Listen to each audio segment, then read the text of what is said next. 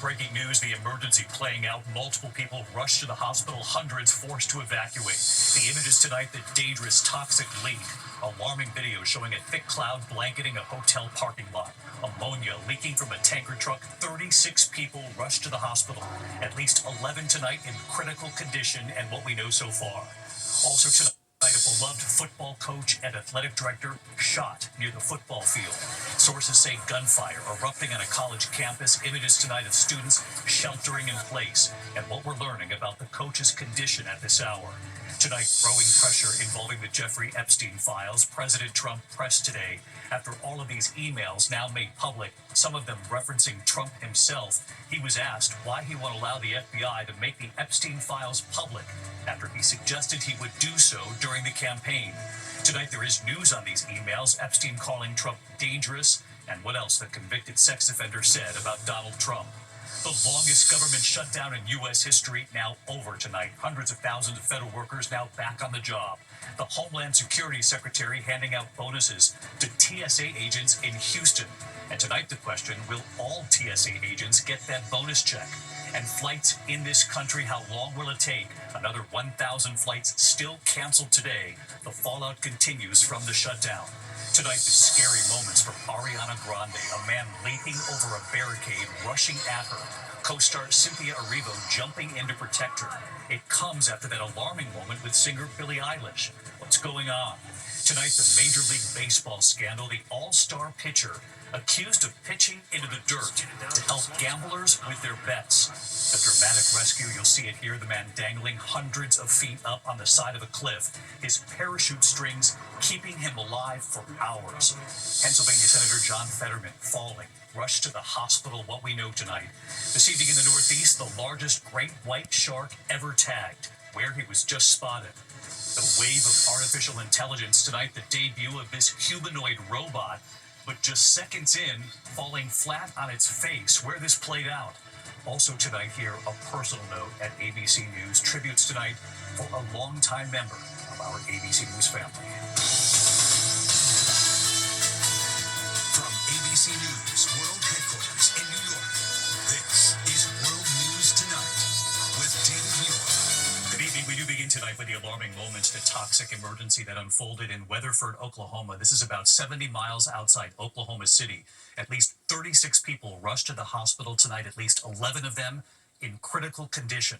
Hundreds more were evacuated. The alarming scene overnight, the thick cloud of ammonia gas blanketing the area. Authorities say a tanker truck began leaking ammonia in a hotel parking lot. The truck carrying 25,000 pounds of ammonia. Authorities investigating the cause of the leak. Residents told to shelter in place. Officials now monitoring air quality, and many of these patients, as I said, remain in critical condition at this hour. Trevor Ault leading us off with the images tonight. Tonight, west of Oklahoma City, at least 11 people in critical condition. Dozens more sickened after a tanker truck leaked poisonous gas in a hotel parking lot. We just had a huge cloud of gas coming out the west side of the Holiday Inn, that's all we can see. Officials say that white cloud engulfing the cars is anhydrous ammonia gas spreading through the parking lot behind the Holiday Inn Express late Wednesday night in Weatherford, Oklahoma. We went back to run out to go, and I see like an old lady coughing, and everybody's coughing around us. And I see the fireman coughing and on his knees, and we couldn't breathe. We couldn't breathe. I thought I'm dying. I thought I'm going to quit running and just collapse on the floor.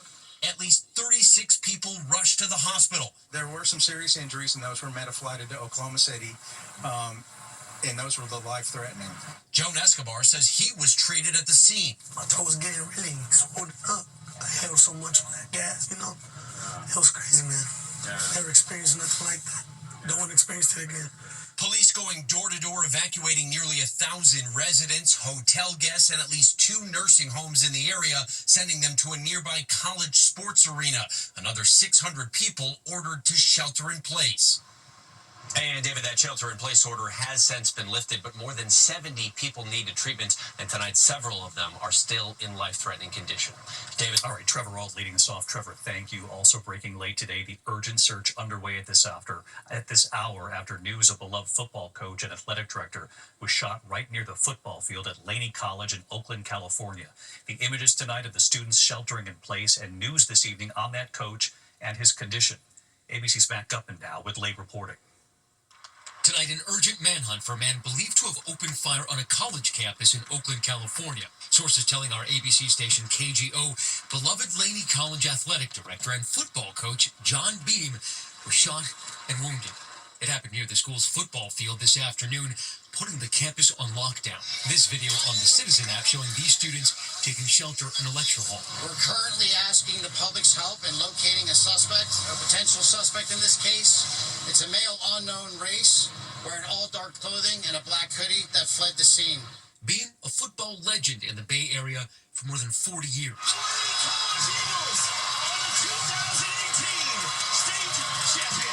Laney football's success under Coach Beam is hard to ignore. The team featured on the Netflix series Last Chance U. I get paid to do what I love. I mean, it's just phenomenal. I'm just so lucky. David, law enforcement sources tell me that Coach John Beam is in critical condition at an area hospital. He was a football coach at the college and high school level for 45 years in the Bay Area, and law enforcement is asking anyone with information to come forward. David. Matt Gutman tonight. Matt, thank you.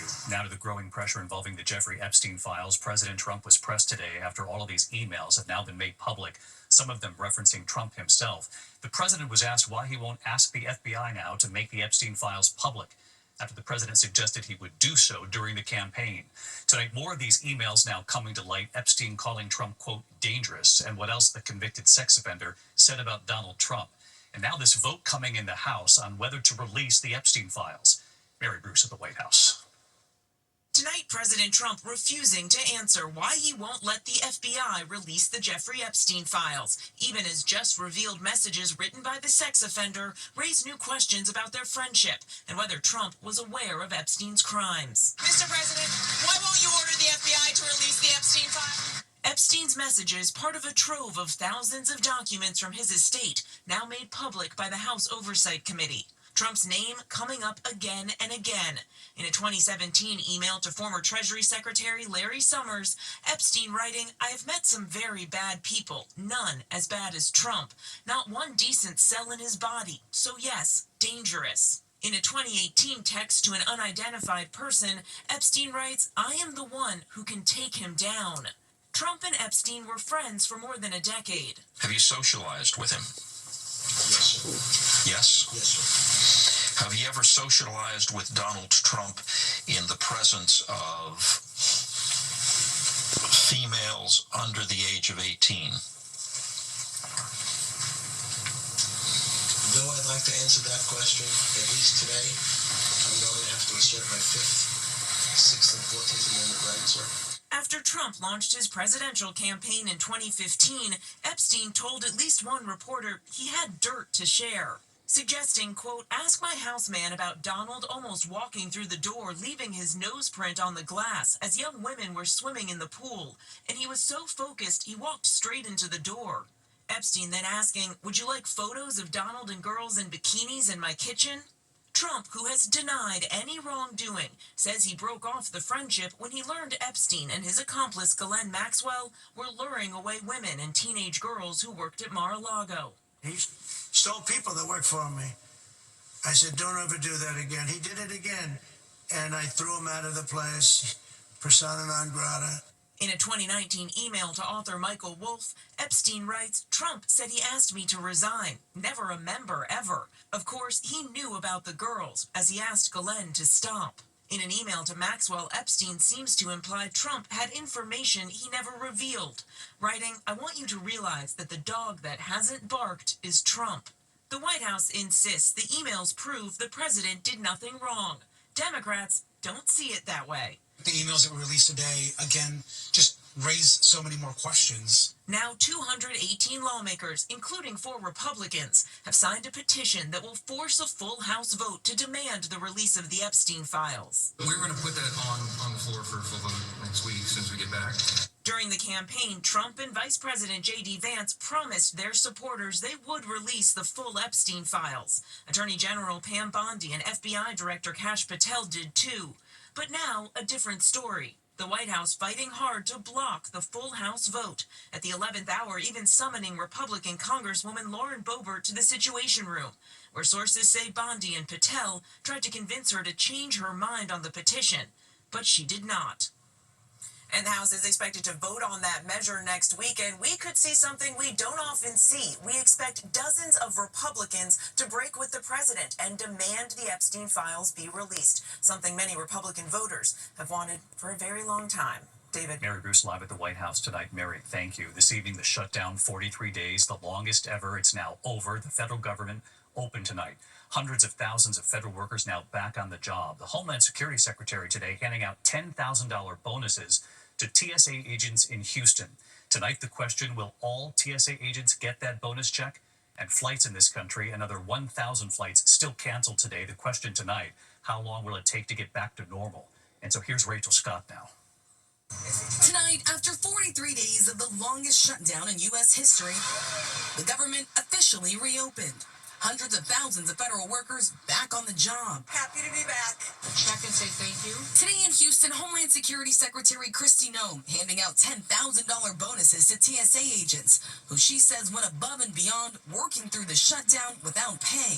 They're going to get a bonus check for stepping up, taking on extra shifts, for showing up each and every day. It's not clear how many will get a bonus, but Noem says they are evaluating every individual at TSA that did exceptional service during the shutdown. Just days ago, the president said air traffic controllers who took no time off should get a $10,000 bonus too. Air traffic controllers also worked more than a month without pay. Some had to pick up second jobs. But the president threatened to dock those who didn't show up to work, warning on social media they should leave the profession with no payment or severance of any kind. The impact of the shutdown so dire, food banks were popping up at airports. Thank you.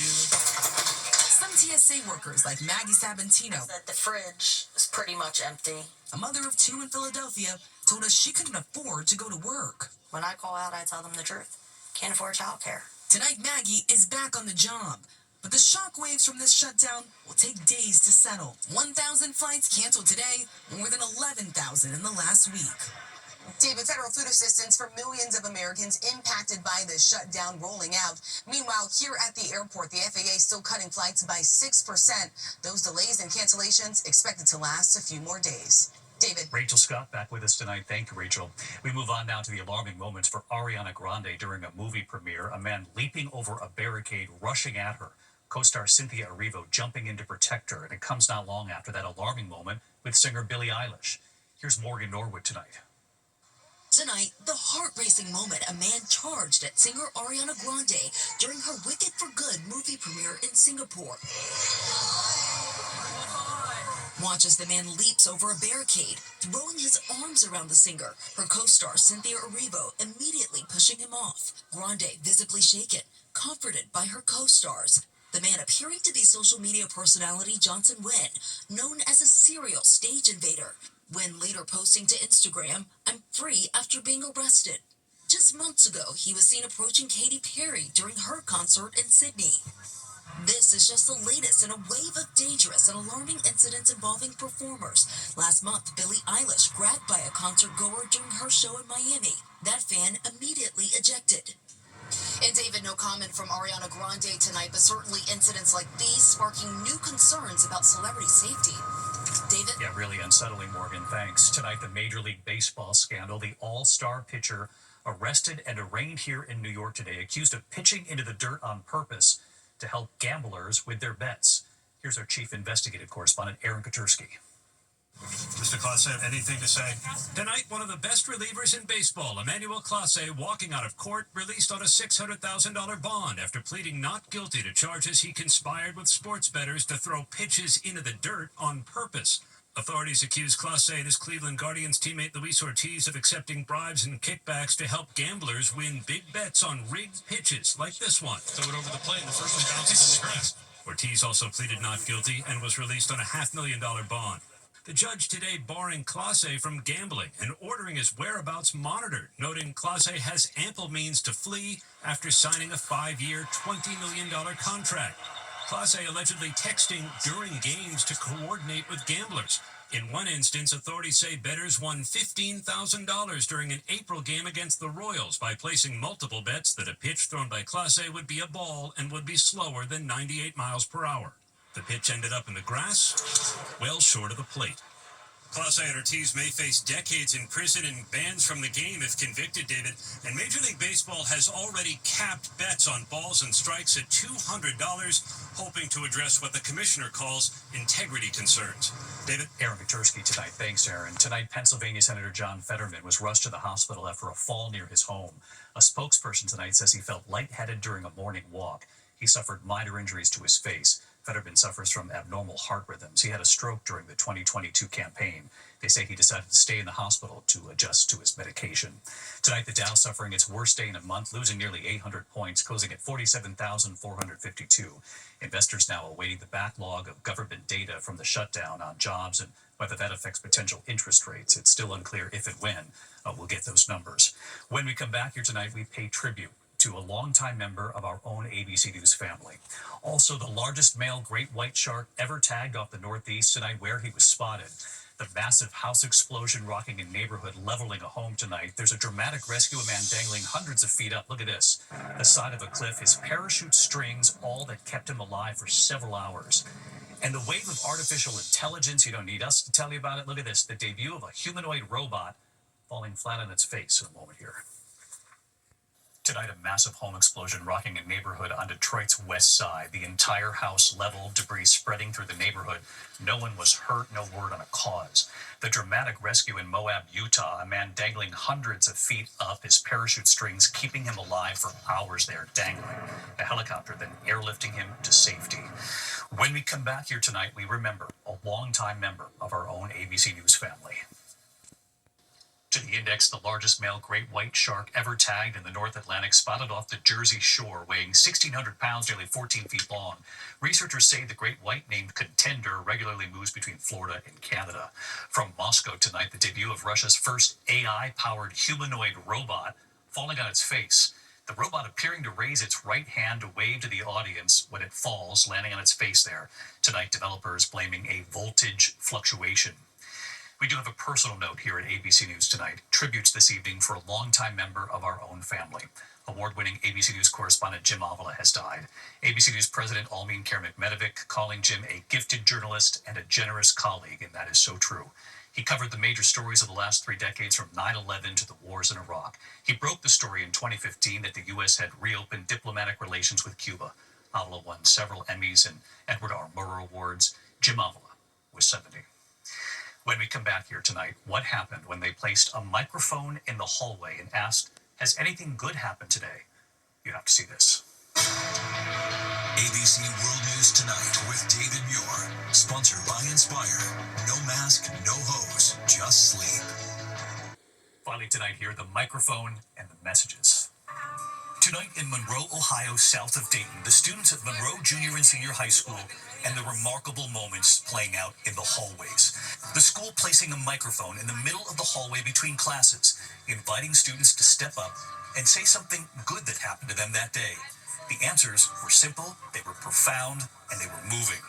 Some of them, the little things, like not hitting the snooze alarm today. I woke up at a good time today for school, so I didn't miss the bus.